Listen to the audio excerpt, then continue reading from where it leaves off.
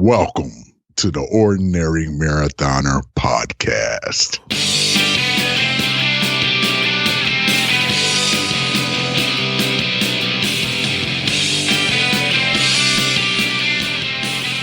Hello and welcome to the Ordinary Daily version of the Ordinary Marathoner podcast. My name is Coach Scott. I'll be your host today.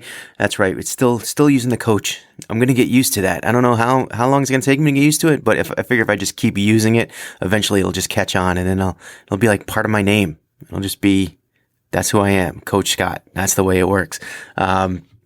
I want to thank Darren for reaching out to me. I got to answer your message. I saw it late last night. I couldn't get to the computer.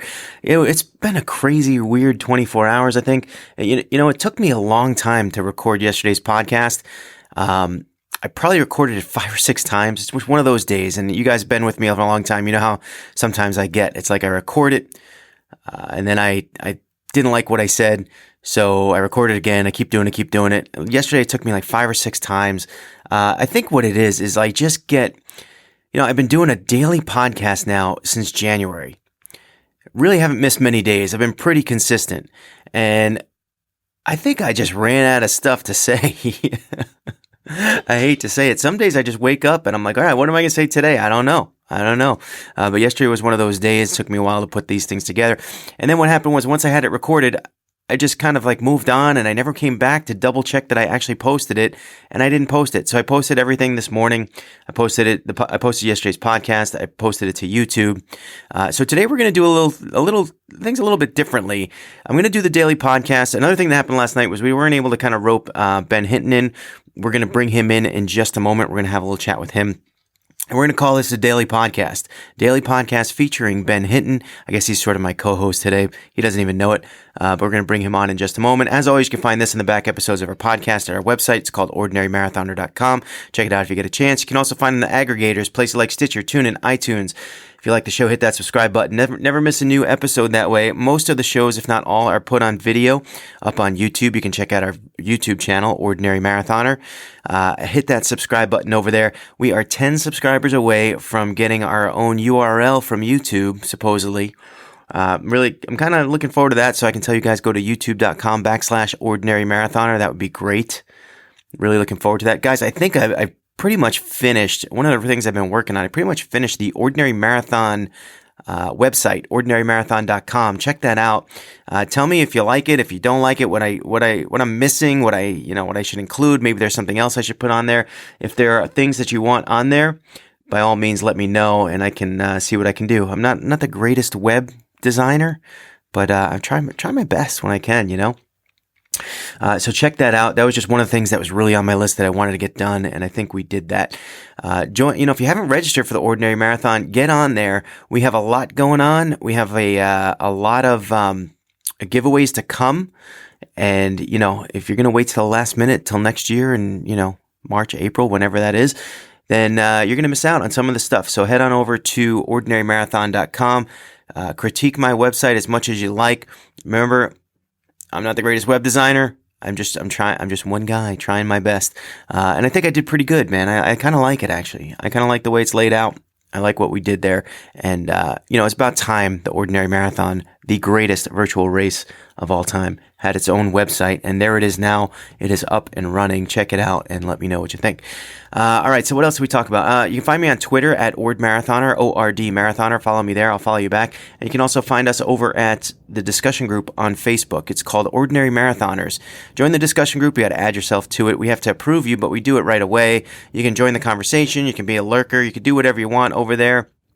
Within reason, of course. Really, it's a great supportive place. You get a lot of encouragement about your runs, your races, all that good stuff of training, all that great stuff over at the Facebook group. All right, I'm going to bring in today's guest / co-host for the day. He's been here a number of times. I think this is probably his 3rd or 4th time. I'm sure he remembers. Ben Hinton, welcome to the show. Hey, yeah, welcome. Yep, this is my 3rd time. It feels like 10th. One of my favorite podcast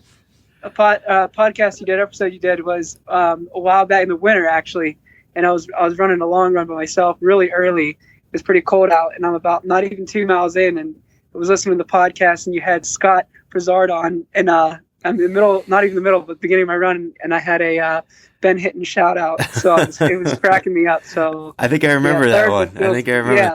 Well, it's fun. It's like, and I think probably the reason why you've been back a couple of times is that we love having you because, you have a very good outlook on things, and I know I can crack jokes about you behind your back or in front of you for that matter, and it's all good. It's all good. No, it's good. It helps me to laugh and remind me to breathe. So it's good stuff. Awesome. Well, listen, the first thing I want to talk about, because I know, sometimes you do me a great favor and you come in, you talk about my podcast and you talk about all this stuff. But I want to head you off before you even get started. I want to talk about Ben Hinton a little bit because the last time we talked, there was, updates on your Olympic aspirations and all that good stuff. And I know you have a big race coming up. So why don't I hand you the microphone and have you kind of fill us in and bring us up to speed on where you're at these days? Yeah, so I have a big marathon or half marathon this weekend, Sunday, 6:45 start, and it's in Erie, PA. It's called the Prescow Half Marathon. And last time I was a guest, I was transitioning into the Olympics. Has always been the goal. It's really in this journey for me. It's been the goal since pretty much actually really since 2012. Is really when the goal started, and it's really manifested and changed, a little bit here and there because of different things and over the years. But it's always been the Olympics, and we talked last time in the update. I was really early convinced myself, to try to shoot for the full marathon, and then just kind of adjusted it, remained flexible, have an amazing coach, certainly an incredible friend, and. We talked about where I was at, what my goals were, and we decided early in our training because we've been working together since last September to try to go for the half marathon, and a lot of that compromise was me kind of pulling a little bit, because he was more of, hey, let's be realistic. I think you could shoot for 2024, and I was always like, look, it's the Olympics, and I'll adjust it. I'll compromise a little bit, but I'm 100%. I think, if we can't do this, let's try this. And so it's been a lot of adjusting, but I love where I'm at right now. And, I'm doing the Philadelphia half in November. So, the best part of this is the journey continues, the dream continues because of being able to be surrounded by incredible people, like Coach Landry, ordinary marathoners, just the running community. So if it wasn't for the running community, this dream would not have been lasting as long as it has. So I'm just excited about it moving forward. Okay, so we have this big race in a couple days now. Yeah. Nervous? I think this is the first one that I'm like at this distance. And it's funny because last year I did a half marathon, and it was my hometown half marathon. And I've only done 3 marathons in terms of, road races.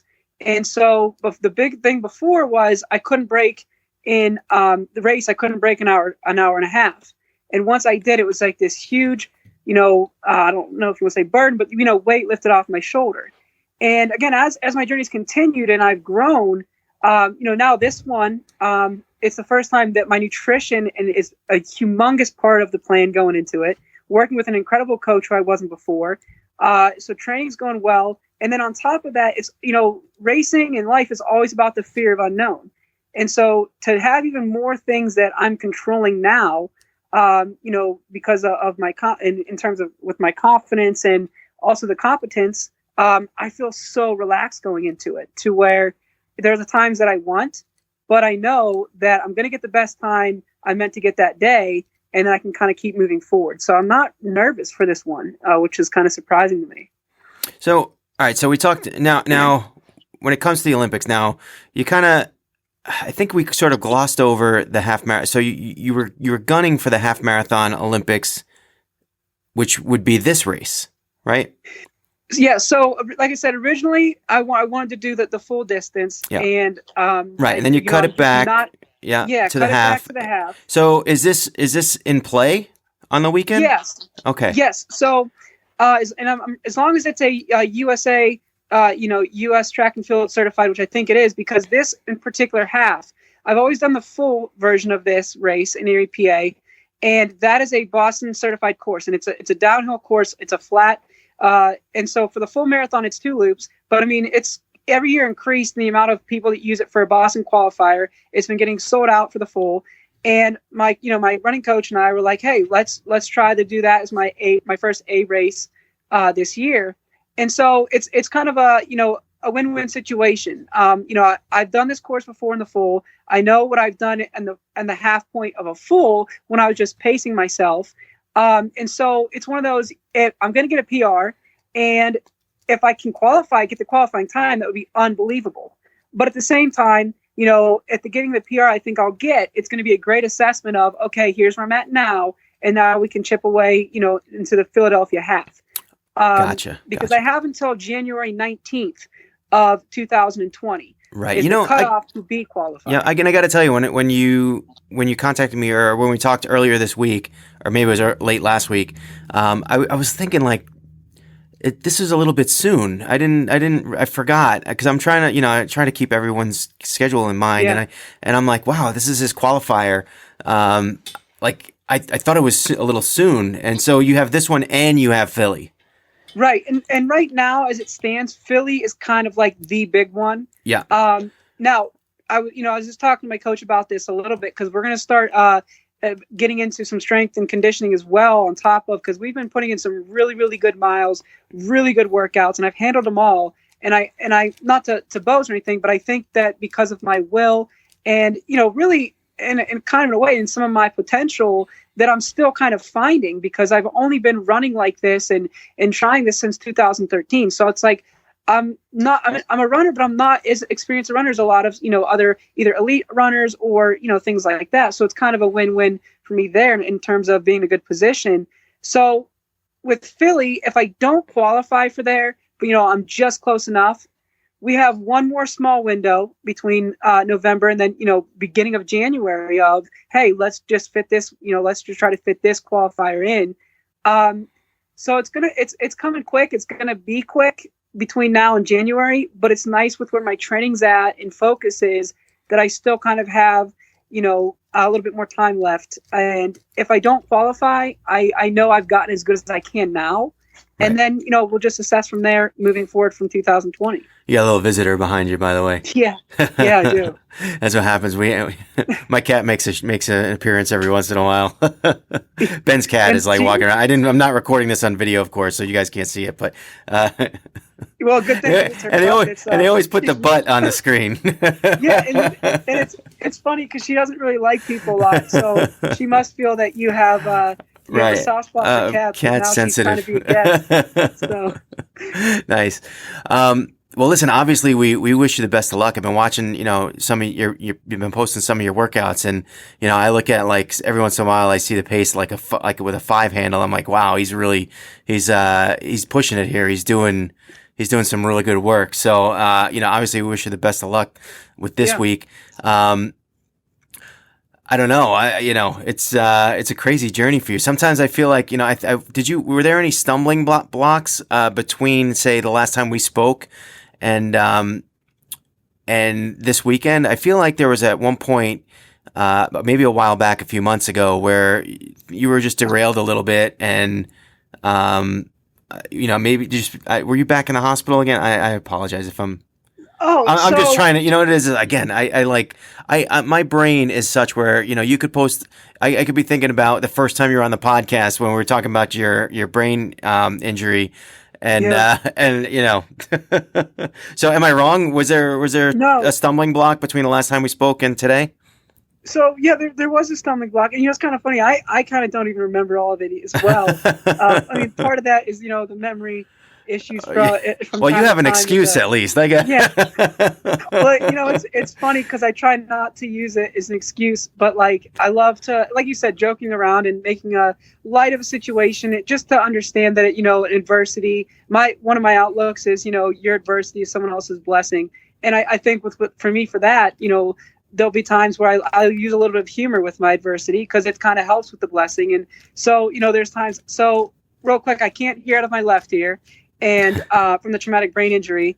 And from when I was little, not little, but 11, when I lost sight in my right eye, it's funny because every once in a while I'll use jokes like, now of that it's an advantage. Hey, if I go out to eat with a friend or with someone, then I'm like, I don't want to look at you. Then you're going to sit on my right side. If I don't want to hear you, I'll put you on my left side. So, but yeah, but there's, like you said, if there's any kind of derailments, that kind of stuff, I'm always kind of on the go to where I get to the point where if something does happen, it's almost not that I forget about it, but I just keep moving forward. And so I just kind of sometimes forget my own timeline. But yeah, so I started working with my coach, Coach Landry, in September. And we're starting to get some good stuff in right away and kind of get a feel for each other, get to know each other from a coaching standpoint. And just, because we messaged on Facebook a lot, almost daily. So we've really grown together. But so in November, I was at work, and I think it was on a Tuesday, and I just was like, something does not feel right. I was looking somewhere off in the distance, and something just felt, I didn't have any pain or anything like that. So it kind of started off as a gut feeling, and I was like, something's not right with my eyes. I need to probably get this looked at. And I immediately thought, I think I have this. It's called the HSV virus, which is the herpes simplex virus, which stems from as a baby having meningitis and encephalitis. And again, the virus took the sight in my right eye when I was 11, almost took the sight in my left eye when I was around 16. So now here I am on a Tuesday, November of 2018, and I'm like, I think this virus is back. And within 2 days, I'm in the hospital, and the vision's about 2,200.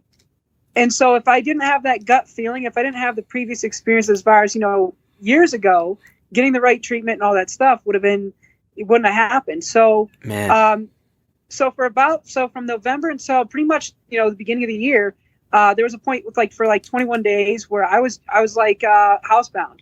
There was no running because it was like barely walking. I couldn't see, and it was just like when in my childhood.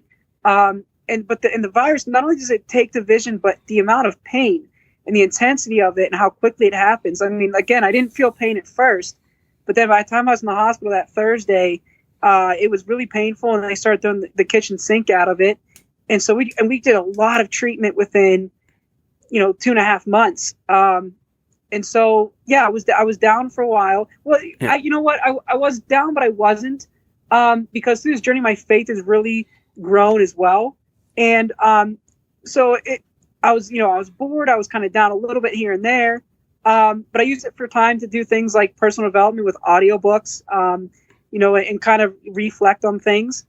And so then around February of this year is when things really got back on track with the training and things like that. So it sucked to kind of take a break. I was going to say, you have this dream that takes a lot of focus and work, and then to kind of strip out 2 to 3 months, it sounds like, from the middle of your progress when you were doing so well, it's like, man, to come back from that and to still be sitting here talking now about your race that's 2 days away or whatever, right? 2 days, Sunday? Yeah. 2 days away. You must have had a pretty darn good last 6 months.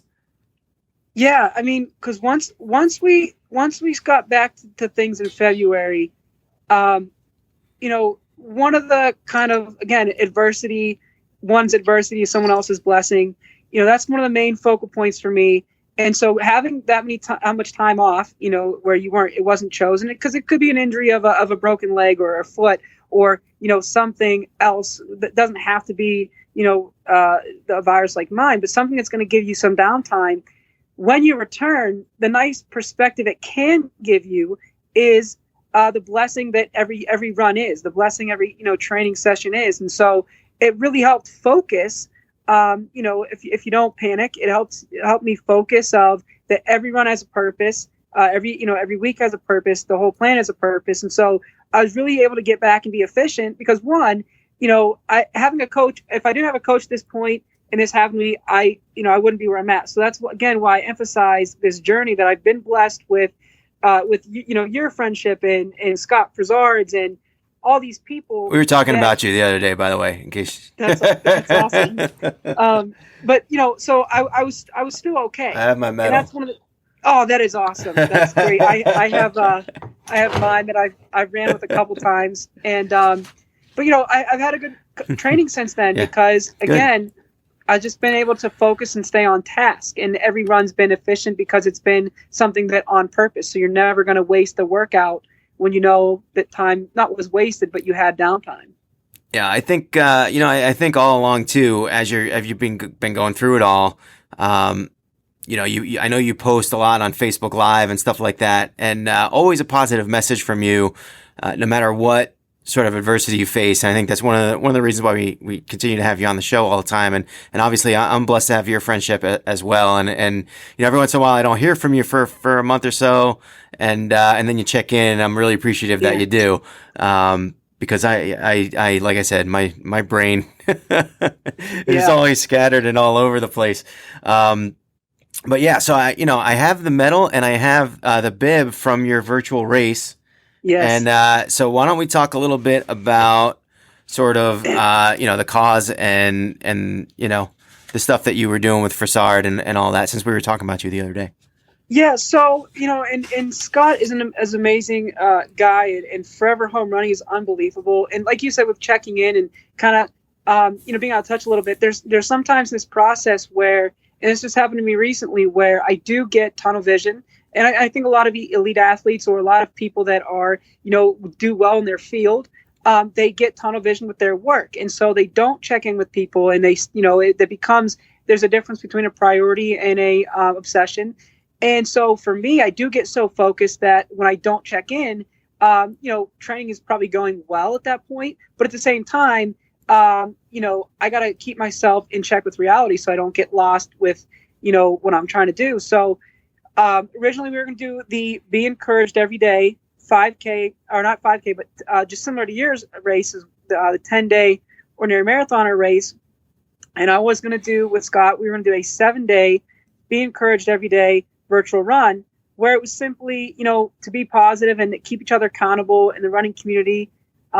How it operates a lot of times is to be encouraged is that runners, they get caught up in how many miles they should do or what their pace should be and all that stuff. And for me, it's always been about progress. So with this virtual run, number one, it's to benefit the Brain Injury Association of America, and number two, it's to kind of gap that bridge between, again, with me and having a traumatic brain injury and mental illnesses and running, that I'm going to say the week of the race, I'm going to say my goal is to put in 50 miles, and I'm going to put it out there, and I know I'm going to have support from the running community. And so, Scott Reich or Scott Frassard is going to say my goal for the week is to do 27 or 30, whatever it is, and they know that they're going to have instant accountability encouragement. And so what's great about that is if I put out that I'm going to do 50 miles in a week is my goal. And, the first day I get 5 miles and I get a little down on myself because I'm like, this is a huge mountain. I'm not going to get to 45. And I start to lose a little perspective. Well, someone in the running community and this virtual race is going to step in and say, you did 5 miles. That's amazing. And then it's going to give me encouragement to do maybe a little bit more the next day. So where I'm not so rigid where I have to think, 50 divided by 7 days, I have to run this many days a week, or I'm sorry, this many days miles in the a day. 7 days.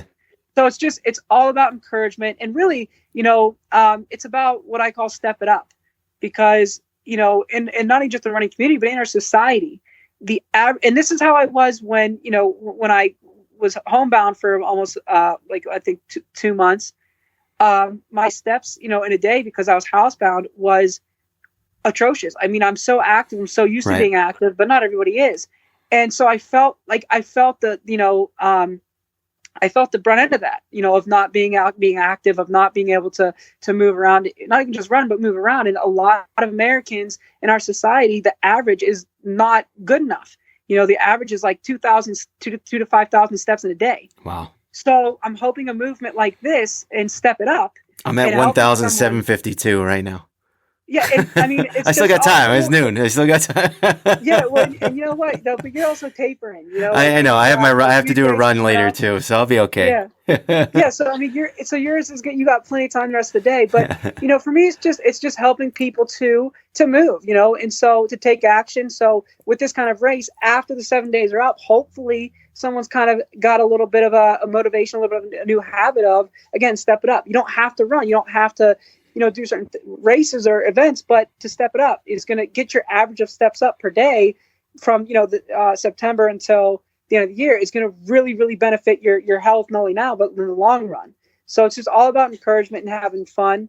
And you get a race medal. Which I mean, Scott's helped me with the race medal and everything, and the bibs. He does a great job on those. So yeah, I got to tell you. Yeah, and originally we were going to do June, and then again, like you said, because I got so caught up in the training and things like that, so we've bumped it to September. So we're going to do September 23rd, and the first day of fall, I think. So it's kind of like fall forward, because in the fall is when we really start to slow down. We really don't put in as many miles, whether we are training for something or being active. So it's that kind of, hopefully, that conscious reminder of to step it up. And so right at the beginning of fall is, no, we can still fall forward so that come next spring, we're not trying to catch up next spring, losing weight. Yeah, that winter is tough. That winter is tough, staying in shape over the winter. And you, especially this year with your, with your half marathon training and all that stuff, especially, if you have to wind up sneaking another race in there.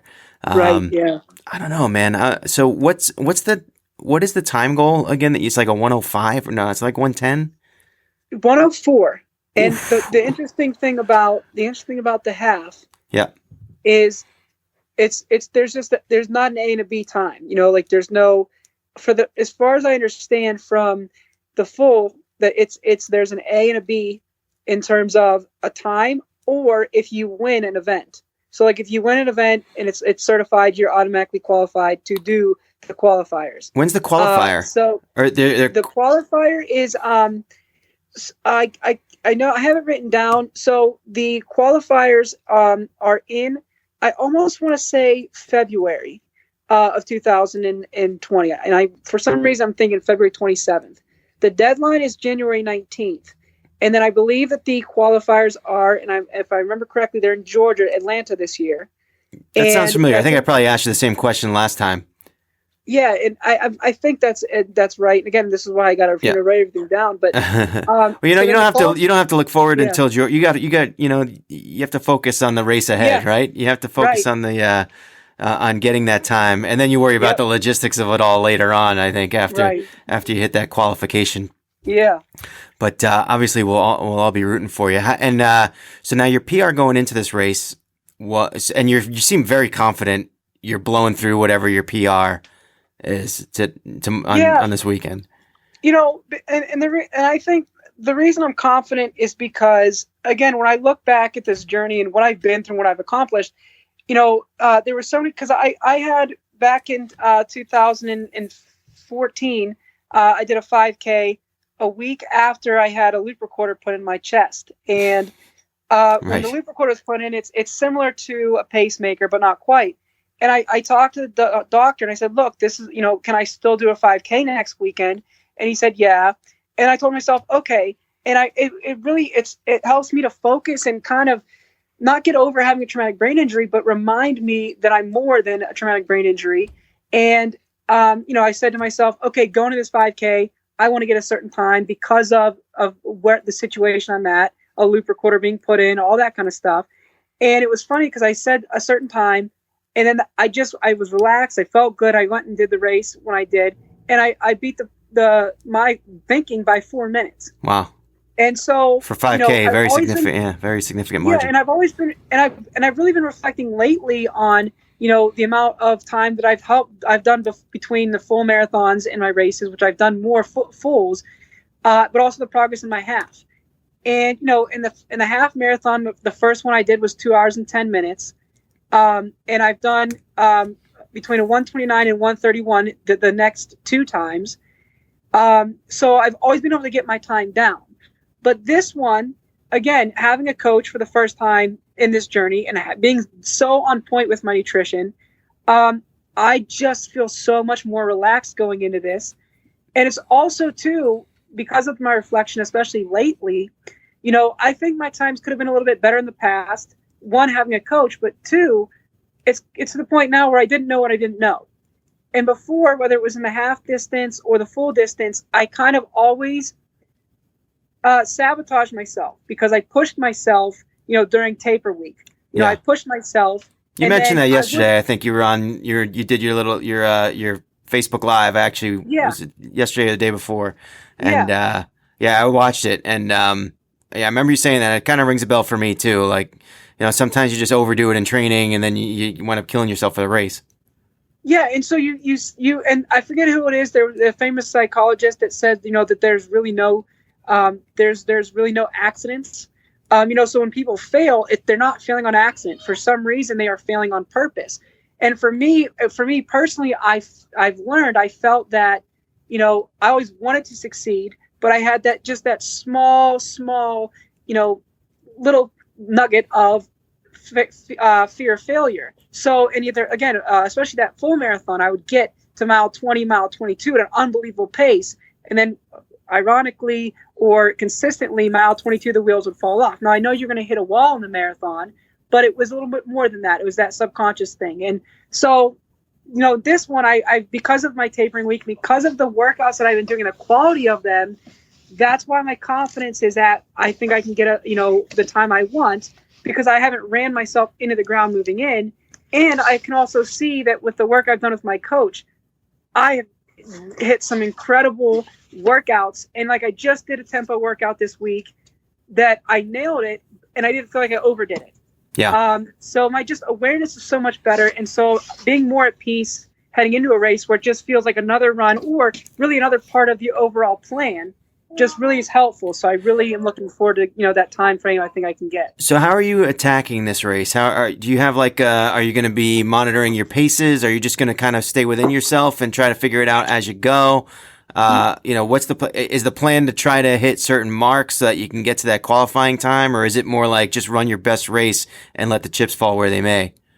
So it's a little bit of both, because again, talking and you do need to have in this journey for me, it is that awareness level. Both that means that your awareness level now and where you're going.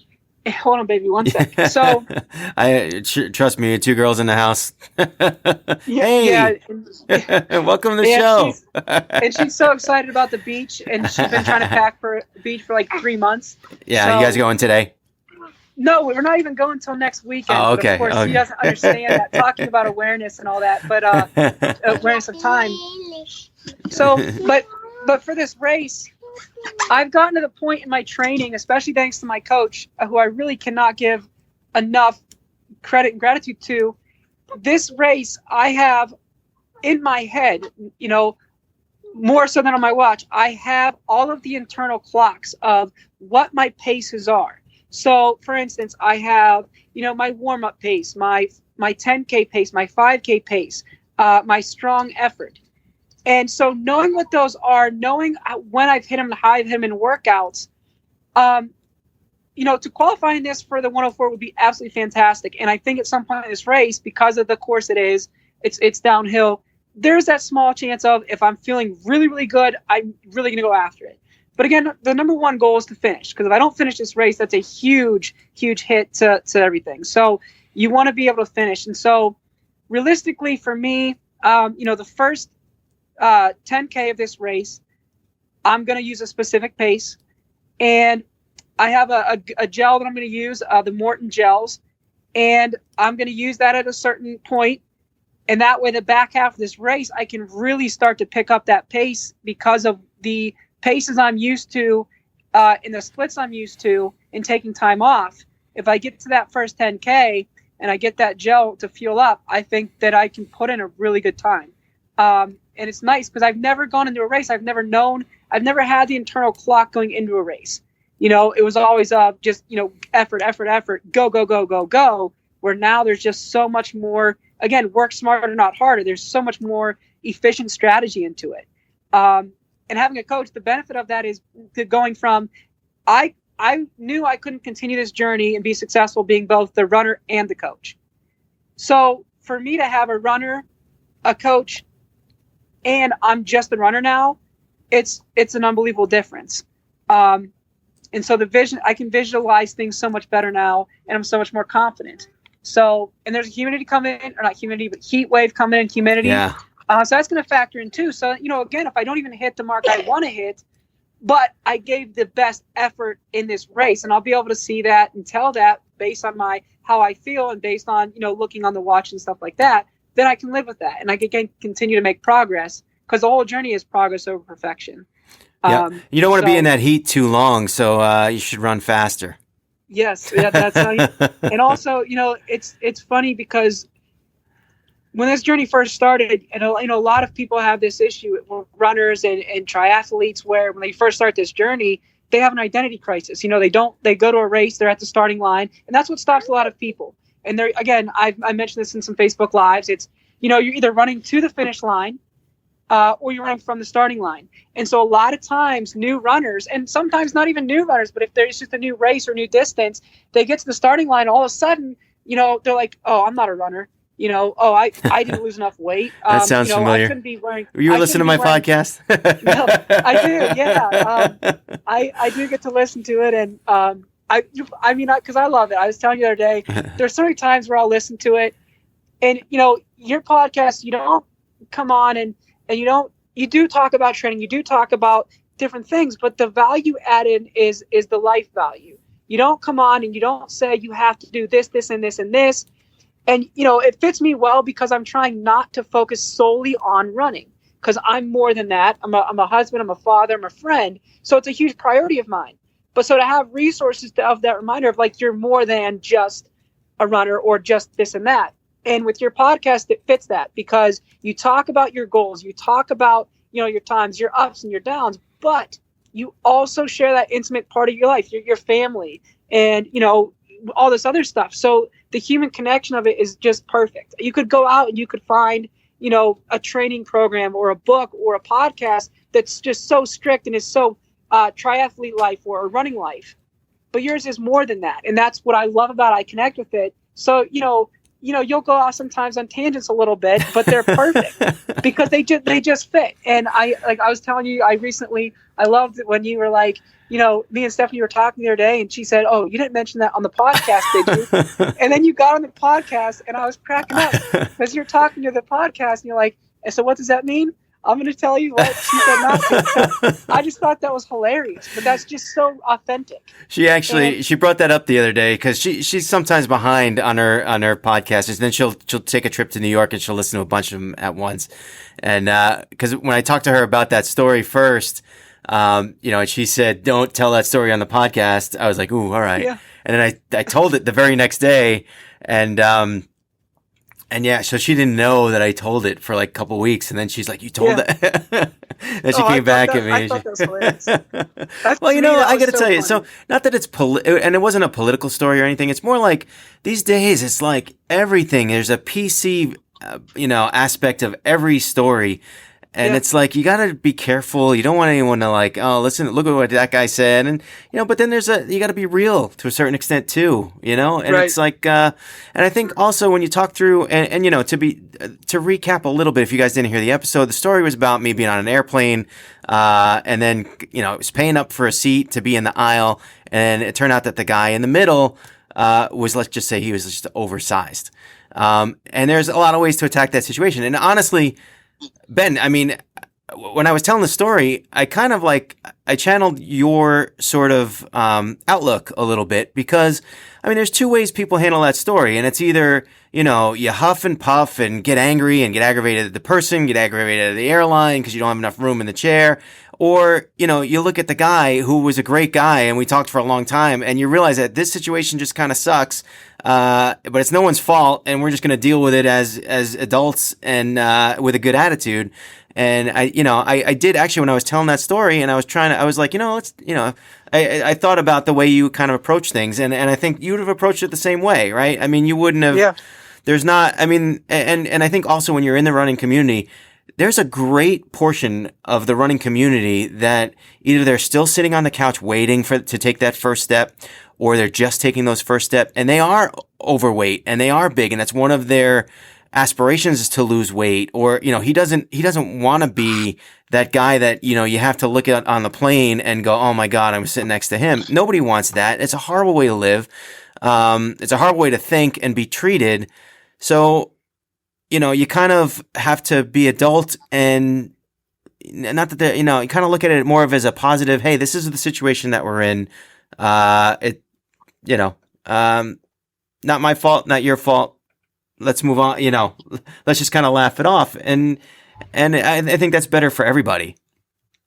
Yeah. And, again, like you said, with the running community, what's great about it is, and for people that maybe they started taking their first step and they stopped and they backtracked, again, Yep. with you're either running towards the finish line or from the starting line, the people running from the starting line. So if I was overweight and I'm running from the starting line, what I'm running from is that I'm running from being upset that I got to where I'm at.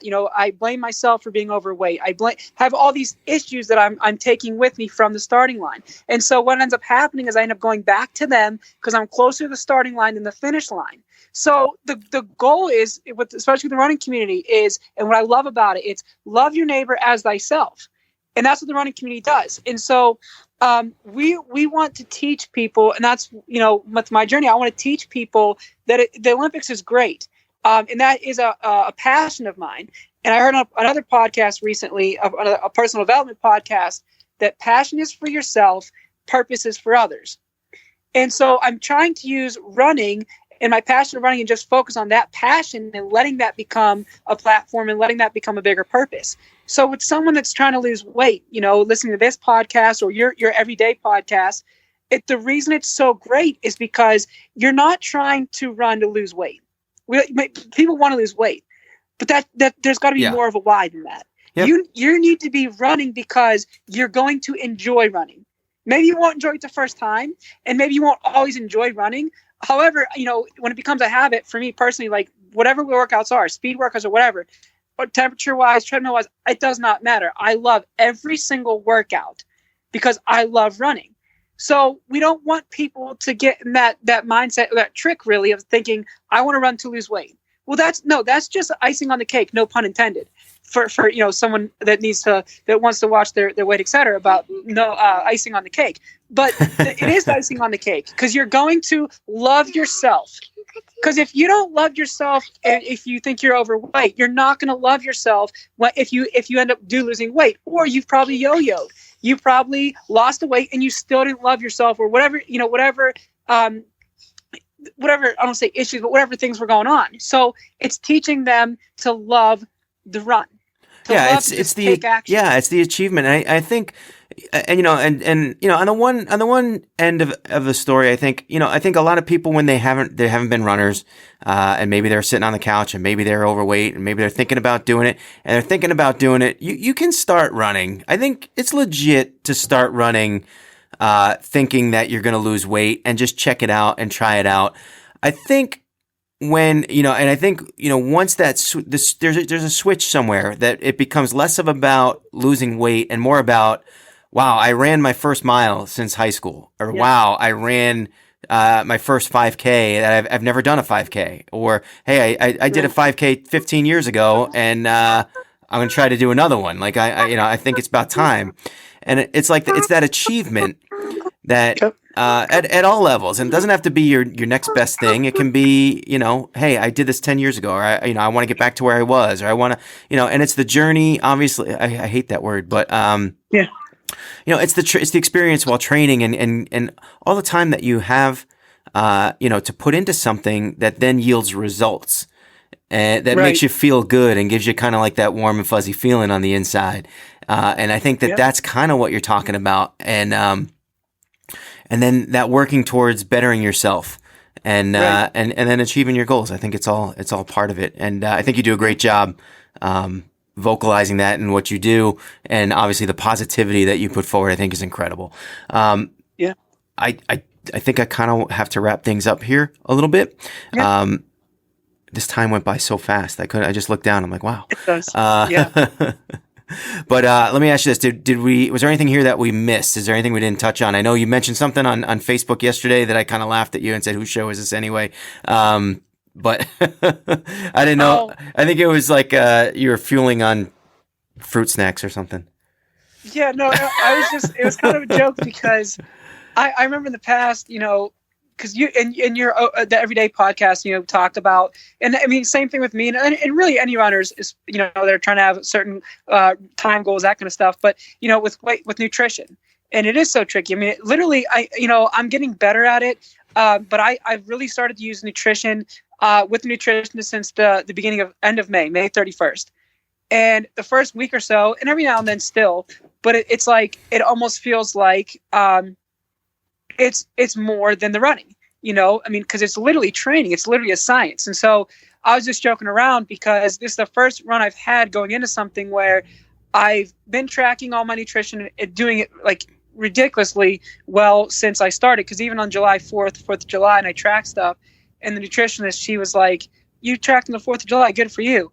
And I thought that was kind of funny because she's a nutritionist. So like I did it because I knew what she would expect, but also my standard. So I just thought that she thought it was, I thought it was funny that she was impressed that I tracked on the 4th of July. I'm like, well, yeah. Like I had 3 burgers, 7 beers. Yeah. Yeah. Like, I mean, like I'm tracking everything. And, so I have to hit these goals right now with nutrition, and like Friday, today and tomorrow, the goals are actually pretty crazy in terms of like the carb loading. Yeah. And so I posted this picture on the Ordinary Marathoners page yesterday because it was so funny to me. I'm like, I'm thinking like right now automatically of, what I need to do. So it's like, carbs, proteins, it can be some fat, that kind of stuff. So yesterday, because I'm like a teenage kid right now, or I'm like the Rob Gronkowski household growing up, where I'm just eating everything in sight. And so I'm trying to be smart about it. So yesterday I was like, oh crap, I got to get so much in, by a certain time. So I posted on the page because I found, and it turned out to be really good for what I need. So, but I had Paw Patrol graham crackers, I had Shimmer and Shine fruit snacks, and then I had an apple. And so it was just so funny to me that I'm like, I'm eating a kid's, snack. And, but I made it into what I need. But in a way, that's also kind of the fun in the process. Yeah. Like when people that need to lose weight or people are trying to do stuff in their training, they get to the point where they feel like it's too much discipline, or it's too restricting. Yep. And I kind of looked at that photo and that image, and I'm like, well, no, not really. Like, you can actually have fun with this. So I kind of had a little fun with that, of like that. Wow, this is really helping me to fuel for this weekend. And it's just funny to me that it was kids snacks. Nice. But nice. I watch this guy Lionel Sanders. He's a triathlete, and he has his own YouTube channel. And they followed him around one day to see what he eats, and he ate like 6,500 calories. Wow. And I'm like, and the guy's like, he's just jacked, he's like probably 165 or 170 pounds, but, and he's like skinny waist, but he's pretty thick for that weight. And yeah. And I know if I eat 3,000 calories in a day, no matter how much I run, I'm going to gain weight. It's like, it just got me very jealous and upset. It's crazy to me because I've kind of had that thinking a little bit too. Because I've kept my weight around. So when I first went to the nutritionist, I was yeah. By the way, it's good to see that. It's good to see that you own a shirt. I was beginning to wonder if I was going to send you some shirts, because I always see you posting pictures of yourself running with no shirt on. So. Well, the thing is, I'll tell you what, the humidity lately has been nuts, and. So I'm like, I can't run with these shirts. Like, it's getting to the point where they're so, some of the shirts are so loose, even the dry fit shirts, that towards the end of my run, or the back half of it, it really actually affects my posture because of the amount of sweat. Heavy. And, it's just heavy. Not, yeah. And so I'm just anymore. And it's also too, I used to not feel comfortable running without a shirt, or getting to the starting line without a shirt, where it's like now to the point where that's how detrimental we are to ourselves, right? Our thoughts for ourselves, because now it's like, look, this race this weekend, I'm doing short shorts. Like, I got my race shorts are, my short shorts, because I want to be fast, I want to be effective, but also it's about being free. You gonna shave your legs? No, but there have been times where, like, if I gain weight, I was like, you know what? I can maybe, if I gain a little bit of weight, I might shave them for the aerodynamics, but I was 136, and I had 7.8 It was 7.6 body fat when I went to the nutritionist. And so it's funny, she gives me like all this stuff to track the amount of calories, the amount of carbs. And there's like in the back of my mind, I'm thinking, oh my gosh, like I might gain a little bit of weight, this and that. Maybe I need to. But then I go back to her, I think it was last Thursday, and I put in a lot of calories, and I've really increased my carbs and things that, we've gone over. And so it's been awesome to see that, then I went to her and we checked in, and I was 131 and I was 6.5%. So even though I've taken in more calories, I've actually gotten better. So it's a nice thing to see, because now I'm like, again, with food, it's a science and everything, using it to my advantage. I'm not afraid of calories. I'm not afraid of food like a lot of people are. And I think that's where obesity and different things come in. So it's just literally a matter of building a relationship with your food, understanding what's in those calories, and because I measure stuff out now, like I never measured before. Yeah. I mean, it's amazing to me, like how effective a serving of Nutella and a serving of peanut butter with doesn't even have to be a whole grain, but for me, an everything bagel and bananas, it's unbelievable how that's helped me in terms of fuel, in terms of calorie, and so that's why food is really so much more than just calories. It's getting to know the food on a deeper level, and it benefiting you, because it can benefit everybody if they take the time to get to know, the process and know the habits of it. So I gotta have Allison Knott come on the show too. She's a dietitian. She's helped me out in the past. And she knows a lot about this stuff, and I every once in a while I pick her ear on it, just to find out, I have questions or whatnot. But she would be a great resource. I'm trying to figure out how to do like a YouTube discussion or questioning, question and answer kind of thing. That would be great. Yeah. I agree with you. I think a lot of people. I don't know. I mean, maybe for me, I've gone through times where I monitor my food, diligently. Whereas if I have like 2 M&Ms, I'll put it on. I'll put it on the thing. And then there's times where I just kind of like let it go, and I try to just, generally figure out what, all right, what should I eat? Is this good for me? How is this food going to be good for me?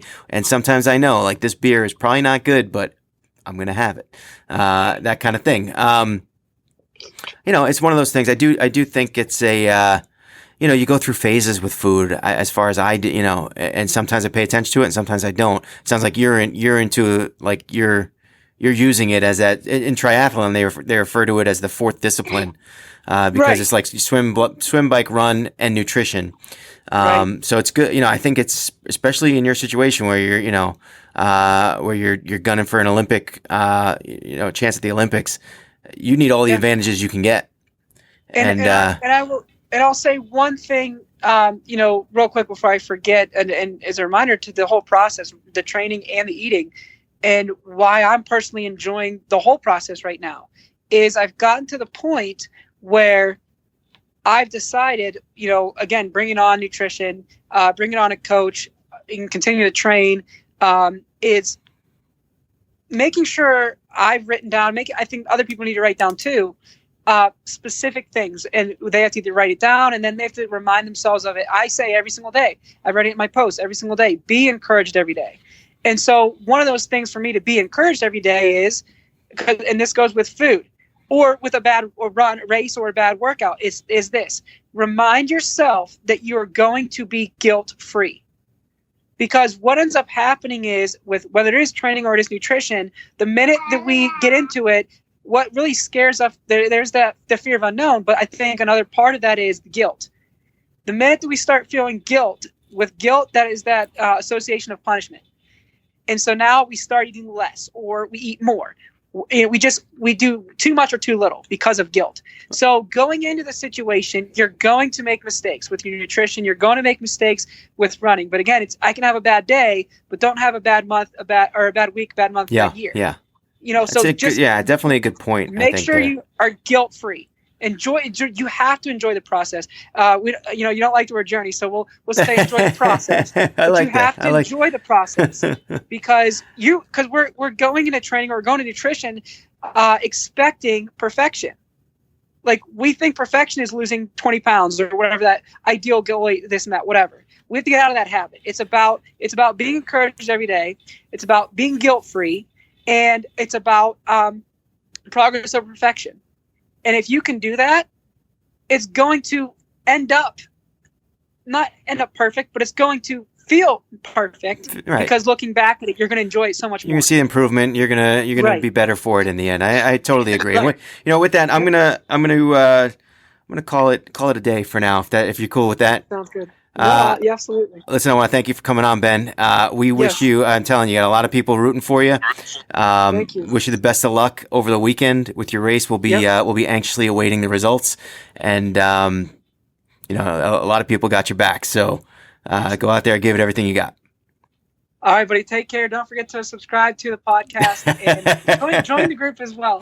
Awesome. I love to market for you as much as I can. So if you ever need anything, let me know. Thanks, Ben. I really appreciate it. With that, we're going to call it quits for the day. This is going to be our daily podcast, so I'm going to try to get this out as soon as possible. And remember, every day is an ordinary day unless you make it extraordinary. So get after it, guys.